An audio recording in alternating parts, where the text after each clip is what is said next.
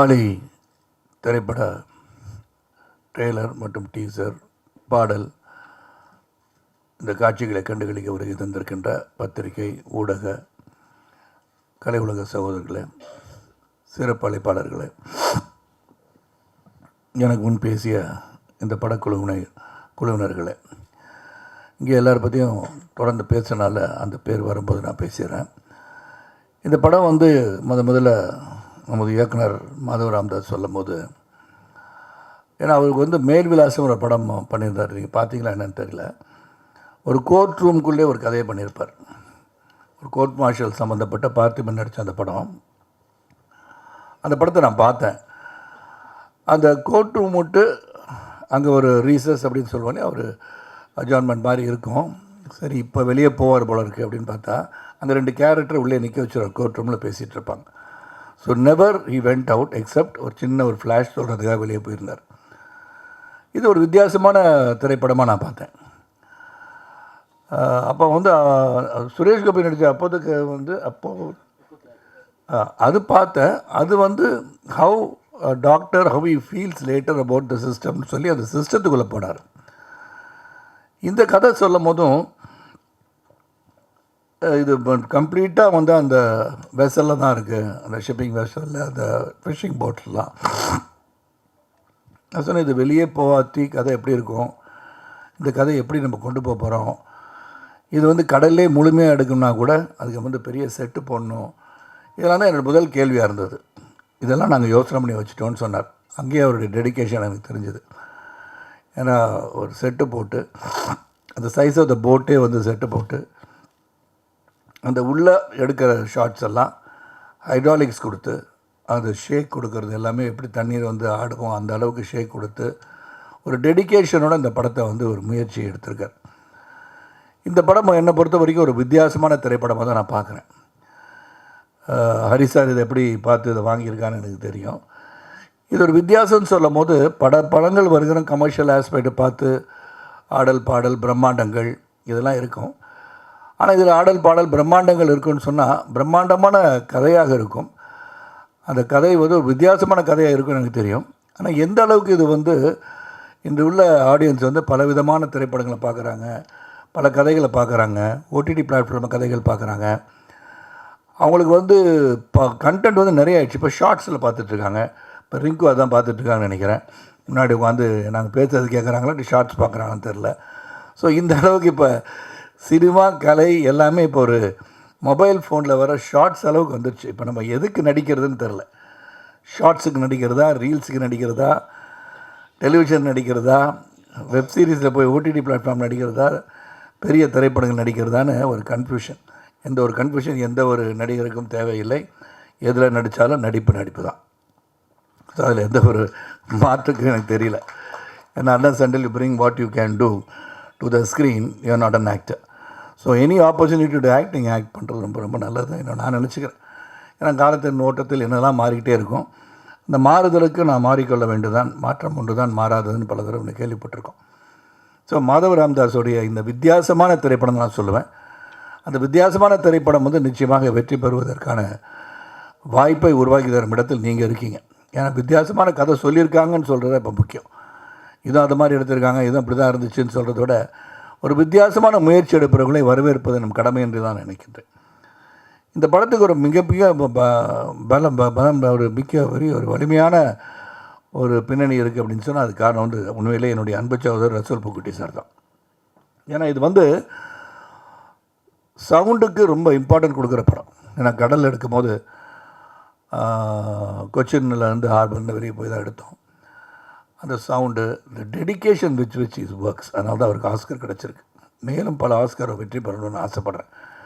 ஏன்னா அந்த dedicated work, அந்த மைக் எடுத்துக்கிட்டு காலையிலே அந்த சவுண்டு எடுக்கிறதுக்காகவே போகிறார். ஒரு டீமை வச்சுக்கிட்டு எது எப்படி இருக்கணும். அந்த டாக் சவுண்ட் சொன்னார். டாகோட பைட் ஃபோர்ஸ் எப்படி இருக்கும், பைட் பண்ணால் எப்படி இருக்கும், அது என்ன மாதிரி இருக்குது சவுண்டு, க்ரௌலிங் சவுண்டோட. இதை ஒரு ஃபைட் அந்த நாய் அட்டாக் பண்ணுற ஒன்று பண்ணியிருப்பாங்க. I think it is Belgium Belgium what is மேலனாய். பெல்ஜியன் மேலனாய் தான் அந்த நடிச்சிருக்க இன்னொரு கதாபாத்திரம். அது கதாபாத்திரம் நான் சொல்லும் கூட வந்துட்டுருக்கனால அதோட ஒரு ஃபைட்டு வந்து பண்ணியிருப்பாங்க. கதையை சொல்ல வேணான்னு பார்க்குற யாரோட ஃபைட் அப்படின்னா உங்கள் கூடயான்னு கேட்டால் நிச்சயமாக என் கூட இல்லை.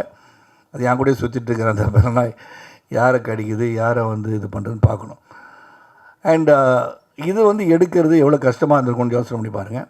ரொம்ப சிறப்பாக வந்து அந்த ட்ரெயினர் அந்த வண்டர்ஃபுல் ஜாப்னு சொல்லணும். ஏன்னா அதை பார்த்தோன்னு உண்மையை மெய்சிலிருக்க வைத்ததுன்னு சொன்னால் அது கொஞ்சம் மிகையாகாது. அப்புறம் ப்ரொடியூசர் சஜித் ஒரு ப்ளசன்ட் பர்சன். அதாவது இன்றைக்கி வந்து ஹரி சார் சொன்னது மாதிரி இன்றைக்கி திரைப்படங்கள் எடுப்பது என்பது அதை எடுத்து ரிலீஸ் பண்ணுறது ரொம்ப ரொம்ப கஷ்டமாக இருக்குது. பல படங்கள் ஓடிடி பிளாட்ஃபார்மில் வாங்கின பிறகு தான் ரிலீஸ் ஆகும். ஓடிடி பிளாட்ஃபார்ம் நிர்ணயம் செய்த பிறகு தான் அந்த படம் வந்து திரைக்கே வரும் அப்படின்னு சொல்லும்போது நாம் அதை மாற்ற முடியுமா என்று சிந்திக்க சூழ்நிலை தான் போயிட்டுருக்கோம். நான் ஏற்கனவே வேறு ஒரு மீட்டிங்கில் சொன்னேன், 50 நாட்களுக்கு பிறகு ஓடிடி பிளாட்ஃபார்ம் படத்தை ரிலீஸ் பண்ணால் இந்த படத்தை தியேட்டரில் போய் பார்ப்போம் என்ற ஆசை ஆடியன்ஸுக்கு வரும்னு நான் நினைக்கிறேன். வேணாம், அது நடந்தால் ரொம்ப சந்தோஷப்படுவேன். அப்போ ஹரி மாதிரி நிறைய பேர் வந்து படங்களை வந்து ரிலீஸ் பண்ண தயாராக இருப்பாங்க. எந்த ஒரு படமும் சரி நாம் நடித்திருக்கும் போது அந்த படத்தை வந்து வெள்ளித்திரையில் காண்கணும் போது அது வந்து ஆடியன்ஸோடு போய் திரைப்படத்தில் பார்க்கறது தான் உண்மையிலே ஒரு மகிழ்ச்சியும் சந்தோஷத்தையும் தரும். ஏன்னா அப்போ தான் அது வரவேற்கிறார்களா இல்லையா என்பது தெரியும். ஏன்னா நாடகத்தில் நடித்தோம்னா அந்த சீன் நடிக்கும் போதே கைத்தட்டல் வரும்போது சிறப்பாக நடித்திருக்கிறீர்கள் என்று தெரியும். ஆனால் திரைப்படங்கள் திரையரங்குகள் வந்து ரிலீஸ் ஆகும்போது தான் அங்கே வந்து ஆடியன்ஸ் எப்படி ரசிக்கிறாங்க. நீங்கள் பின்னாடி தெரியாமல் போய் உட்காந்து பார்த்தீங்கன்னா எந்த இடத்துல அவங்க வந்து சிரிக்கிறாங்க, எந்த இடத்துல சிரிக்க மாட்டேன்றாங்க. நாம் சிரித்த இடத்துல அவங்க சிரிக்க மாட்டாங்க, நம்ம சிரிப்பே வராத இடத்துல அவங்க சிரிச்சிட்ருப்பாங்க. So audience matter a lot. ஆனால் தியேட்டருக்கு வந்து படம் பார்க்குறது உங்களெல்லாம் நான் கேட்டுக்கிறேன். அப்புறம் இங்கே வந்து நவீன் பாடலாசிரியர், அந்த பாட்டை பார்த்துருப்பீங்க.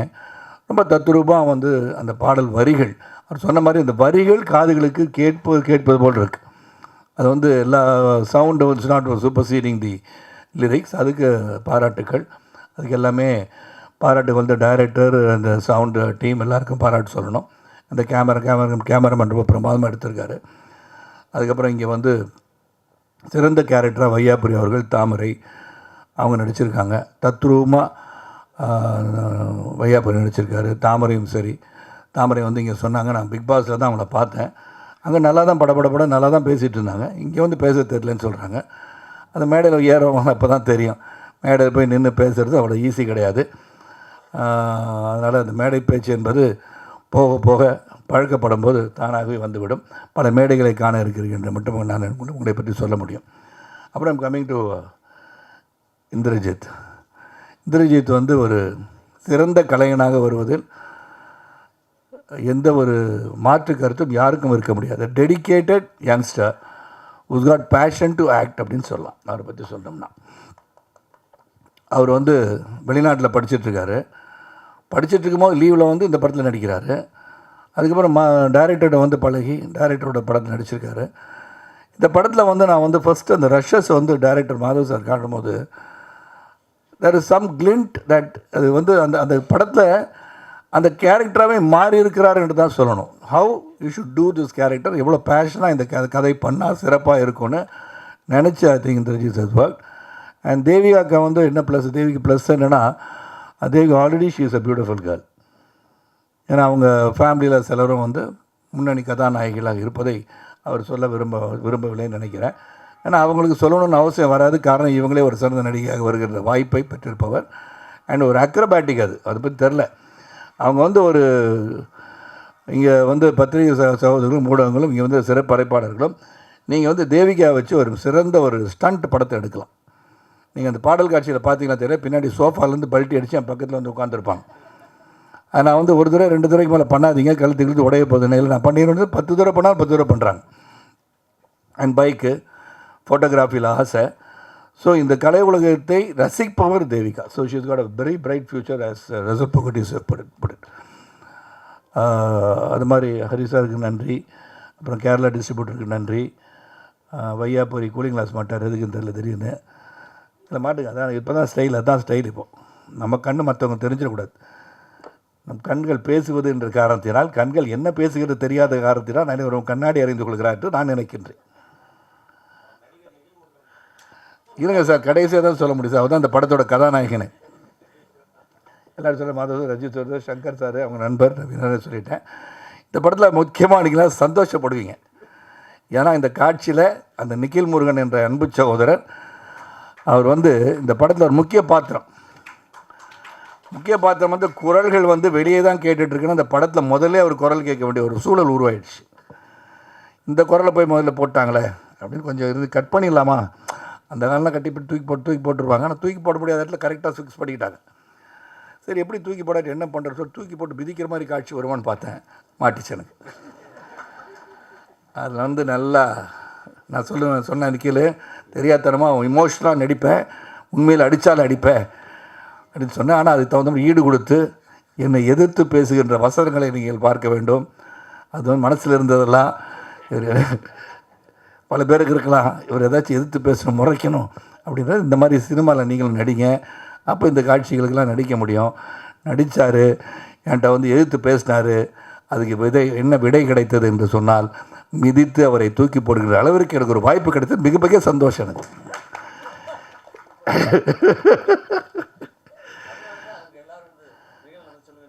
நின்றுறீங்க, உட்காருங்க, இங்கே பாருங்கள், லெஃப்ட்டில் பாருங்கள், ரைட்டில் பாருங்கன்னு வர நீ எங்கேயும் பார்க்காதுன்னு ஒரே மீதி ரொம்ப சந்தோஷம். ஸோ நிக்கில் வந்து ஒரு பெரிய சப்போர்ட். ஏன்னா கலை உலகத்தில் வந்து பார்த்திங்கன்னா ட்ரெஸ்ஸை மாற்றிக்கிட்டு இருக்க ஒரே ஒரு ஆள் அவள் தான். ஒரு நாளைக்கு 10 ட்ரெஸ்ஸு மாற்றுவார். ட்ரெஸ்ஸை மட்டும் மாற்றினா பரவாயில்ல, இல்லை இதயத்தை மாற்றிடாதீங்கன்னு சொல்ல வந்தேன் நான். நல்ல மனிதன் என்பதை மாற்றி விடாதீர்கள். இந்த வருகை தந்திருக்கும் அனைவருக்கும் ரொம்ப ரொம்ப நன்றி. அந்த படம் மியூசிக் ஜெஸ்ஸி கிஃப்டாக இருந்தாலும் சரி, சவுண்டு வந்து பெரிய முக்கியமான பங்கு. எனக்கு கொடுக்கப்பட்ட கதாபாத்திரம் நீங்கள் பார்த்துருப்பீங்க, கிளிம்ஸஸில் பார்த்துருப்பீங்க. ஒரு நெகட்டிவ் ஷேட் இருக்கிற படம் அப்படின்னு சொல்லும் போது ஐ டெலிகேட் நான் கேள்விகள் கேட்க தான் செய்வேன். ஆனால் இன்றைக்கி வந்து நெகட்டிவாக இருக்கிறவங்க தான் வெற்றி பெறுறாங்க. ஆனால் இன்றைக்கி வந்து நீங்கள் வந்து கதாநாயகன் என்று சொன்னால் நல்லவனாக இருந்தால் மட்டும் கதாநாயகன் இருக்க முடியாது.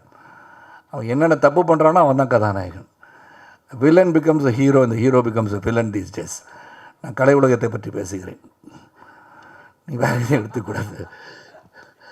ஏன்னா அப்படி தான் இருந்துச்சு. ஏன்னா புஷ்பா 2ல் வந்து பாவம் அதில் வந்து அவர் வந்து செம்மரை கடத்திட்டுருக்காரு, அவர் தானே ஹீரோ. ஏன்னா அந்த பாவம் ஃபாத் ஃபாசில் வந்து gets beaten till the end is not able to கேட்ச்ன்ற மாதிரி இருக்குது. அந்த மாதிரி இன்றைக்கி வந்து காலங்கள் மாறிவிட்டன. ஆனால் எதை நோக்கி போது ஒரு கதை வித்தியாசத்தை தேவைப்படுகிறது. அந்த வித்தியாசத்துக்கு பயன்படுத்துறது தவறு என்பதை உணர்த்துகின்ற காட்சிகளும் வந்து விடுகிறது. அதனால் அது ஒரு டிஸ்க்ளைமர் மாதிரி போட்டுடுறோம். ஆனால் இந்த படம் வந்து என்னை பொறுத்த வரைக்கும் இது வந்து மிகப்பெரிய கலெக்ஷன், 1000 கோடி கலெக்ட் பண்ணோம், 3வது நாளே வெற்றி விழா கொண்டாடுவோம் அப்படிலாம் நான் சொல்ல மாட்டேன்.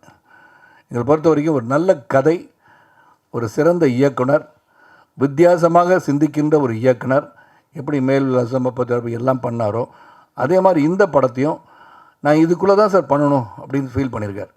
கதை வெளியே போயிட்டு வந்தாலும் இதுக்குள்ளே நடக்கிற இந்த சம்பவம் அண்ட் அதில் நடக்கிற emotions between me and Indrajith and performance oriented film, இதில் வந்து கடுமையாக பேசுவதும் சரி, கடுமையாக நடந்து கொள்வதும் சரி, அந்த போட்டில் எடுக்கிறதுக்கு நாங்கள் பட்ட கஷ்டங்கள், அதுக்கப்புறம் அந்த இறுதியில் என்ன நடந்ததுன்றது வெரி இமோஷ்னலாக வந்து அந்த கதையை வந்து ராம்தாஸ் சார் சொல்லியிருக்காங்க.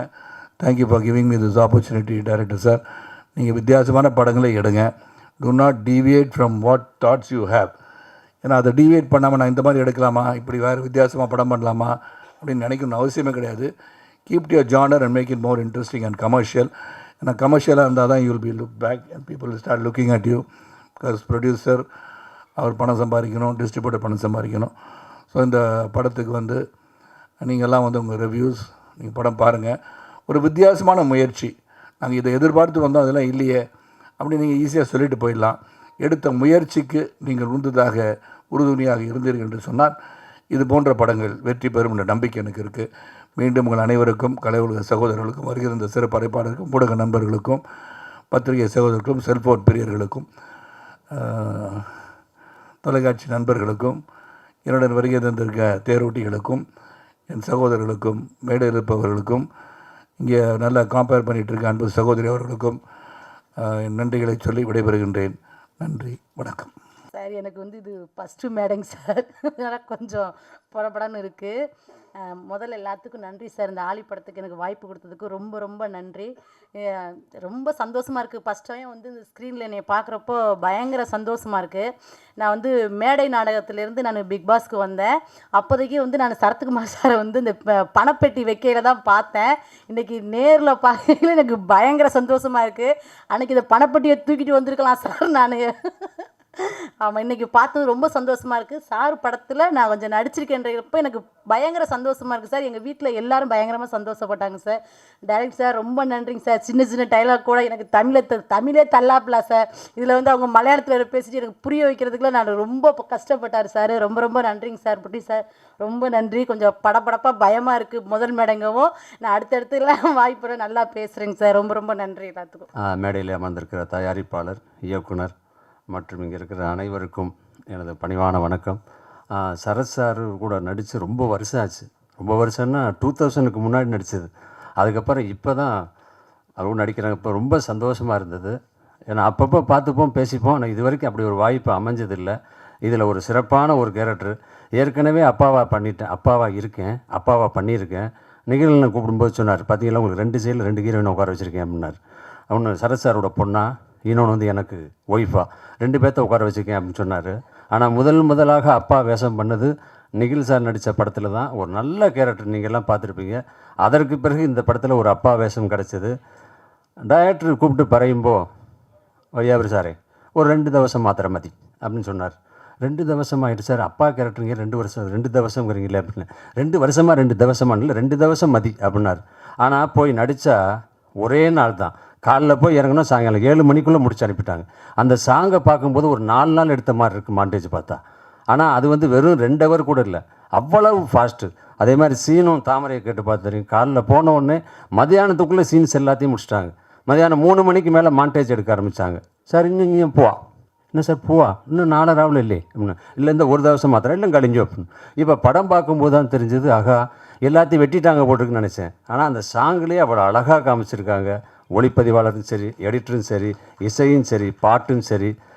சரத் சாரை பற்றி சொல்லும்போது சொன்னார், இப்போயும் 90s மாதிரி இருக்காருன்னு. அவர் என்றைக்குமே 90s மாதிரி தான் இருப்பார். ஏன்னா அவர் பின்னாடி எப்பயுமே அந்த இதில் யூடியூப்பில் இதிலெல்லாம் பார்க்கும்போது பார்த்திங்கன்னா அவர் எக்ஸசைஸ் பண்ணுறது, சாப்பிட்றது, நடக்கிறது, பேசுகிறது இன்றைக்கும், அதாவது அந்த முகத்தில் பாருங்களேன், எப்பயுமே அந்த சந்தோஷமும் கலையும் இருந்துக்கிட்டே இருக்கும். அதுதான் அவர் இவ்வளோ ஆரோக்கியமாக இன்னும் யூத்தாக இருக்கிறதுக்கு காரணம். ஒரே ஒரு தடவை அவர் கையை மட்டும் தொட்டு பார்த்துட்டு வந்துடுறேன்.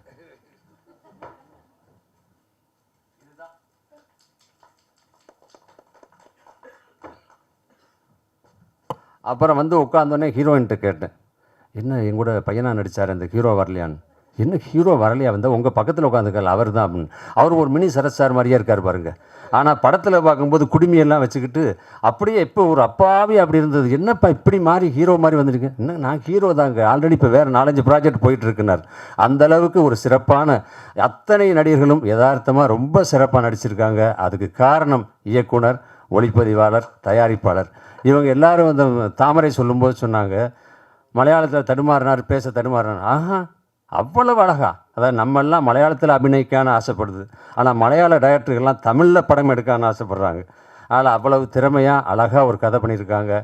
ஆலி February 27 ரிலீஸ் ஆகுது. உங்கள் கூட சேர்ந்து நானும் பார்க்க ஆவலாக இருக்கேன். இந்த படம் வெற்றி அடைய எனது மனமார்ந்த வாழ்த்துக்கள். நன்றி, வணக்கம்.